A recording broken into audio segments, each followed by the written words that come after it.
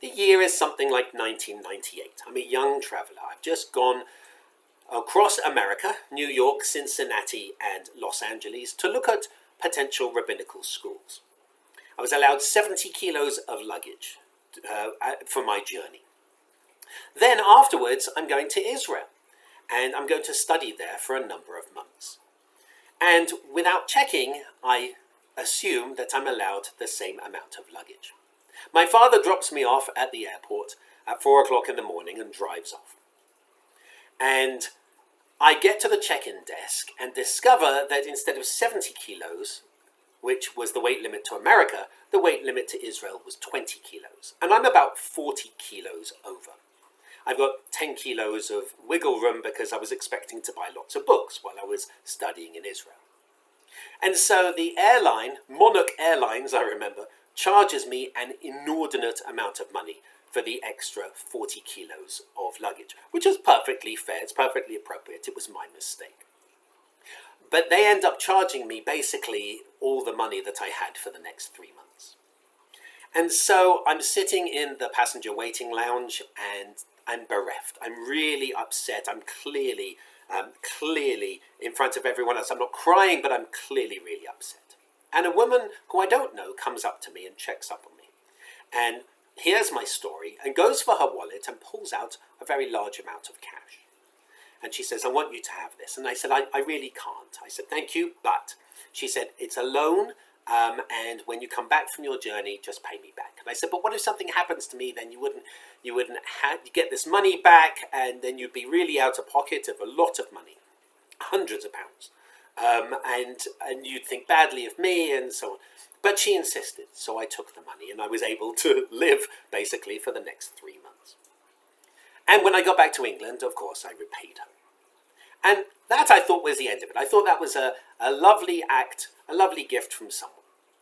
A number of years later, I'm a student rabbi and I'm visiting Brighton and Hove Reform Synagogue on the south coast. And I remember that this woman lives somewhere near Brighton and Hove. So I find her number and I call her up and I mention to her why I'm in town, and she actually mentions that she's a member of Brighton and Hove Reform Synagogue. So I said to her, I would love, as a way of honouring what you did, I would love to invite you up to Torah. I would love to invite you to be called up to Torah in front of the community so that everyone can know of this extraordinary act that you did. And she was very touched by the idea, but said there might be a problem, which is no woman has ever been called up to Torah at Brighton and Hove Reform Synagogue before. So I called up the people who were in charge of the service and I explained what my hope was and what my intention was. And I mentioned, they said, who's the person? And I told them. And each person who was in charge of the service said the same thing. Oh, not her. She's crazy. She's mad. Right? She's a member, but she's totally out there. And I said, honestly, I don't think your community knows what she did. She potentially put herself out for hundreds and hundreds of pounds to a total stranger. I said, I believe that this needs to be honoured. And they said, here's the problem. As soon as you call her up to Torah, the temple chairman will walk out of the service. And we don't want that. And I said, that's up to him. That's not actually on anyone else. I said, if I'm going to lead services for you, she is going to be called up to Torah. And if anybody doesn't like it, they can leave. I said, but knowing that she's a member of the temple, knowing what she did, I insist that if I'm leading services for you for the next 3 weeks, she gets called up to Torah. So the word went out. She's going to be called up to Torah. I can't believe it. So what happened? I led the service. It got to the Torah service. And I explained very briefly what she did. And I called her up to Torah. And the chairman of the synagogue immediately stood up and walked out. That started Brighton and Hove Reform Synagogue having women being called up to Torah. And I'm reminded of that story because of a story this week of the first women to read Torah in Tbilisi, in Georgia. In Tbilisi, the Jewish community, even though there have been Jews in Georgia for many hundreds of years, the community there has been very orthodox. A new temple has been set up, which is a little bit controversial because it is a synagogue and a church and a mosque all together in a building. And there are some controversial things in their services, I don't deny that. However, this week, the first women in history were called up to Torah in Tbilisi, in the whole of Georgia.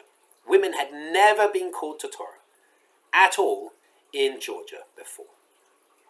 And I share this story because I think it's really important. There are those who object. There are those in Georgia who object, rabbis who object.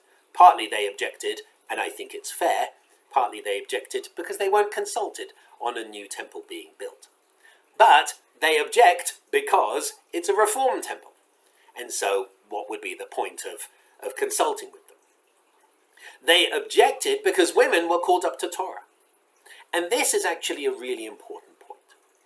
Because very often people say a woman cannot be called up to Torah because she may be in her period, which may leave her as impure, and she may pass that impurity onto the Torah scroll. That is total nonsense. In fact, rabbinic literature even addresses that and says that a Torah scroll cannot be made impure by a woman. And I know the whole thing, the whole challenge about a woman during her period not being impure, even if rabbinic literature and Torah hold her to be. Of course, it's not a time of impurity. Nonetheless, what happens is people say women can't come up to Torah because they might bloody the place. They might make the place impure. It's not true at all. The only reason why, traditionally, why a woman doesn't come to Torah is because she is not obliged to come to Torah, whereas the men are obliged to come to Torah. So her coming up to read Torah embarrasses the men whose job it should be. That's the only reason, and that's pure discrimination, that's pure sexism. So I'm reminded of this story, my own personal story, of the first time a woman came up to read Torah in Brighton and Hove. I'm reminded of that story this week, of the first time a woman or women read from Torah in Tbilisi and in the whole of the country of Georgia. And I'm reminded of it, and I wanted to share that story as a reminder that the world is progressing, that Judaism is progressing. It's very easy to look at the world and despair. It's very easy to look at rules and laws and countries, things that are being brought in to reduce the rights of other people. There's a lot of that happening right now. And so it's very easy to become despondent.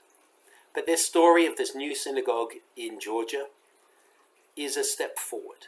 A step forward for Reform Judaism, a step forward for Judaism, a step forward for global Jewry. And I think it's something that we should really celebrate. So even in challenging times, even in dark times, I think it's really important to hold on to the positive and to say, look, Reform Judaism continues to spread, continues to grow, continues to give rights to those who had been denied by traditional Judaism, and it continues to celebrate everyone in God's image. So I share that message today in the hope that it gives a little something to hold on to. A reminder that good things happen too. Good things are happening in the world, and we need to make sure that more of them happen than the challenging things. I wish you Shabbat Shalom.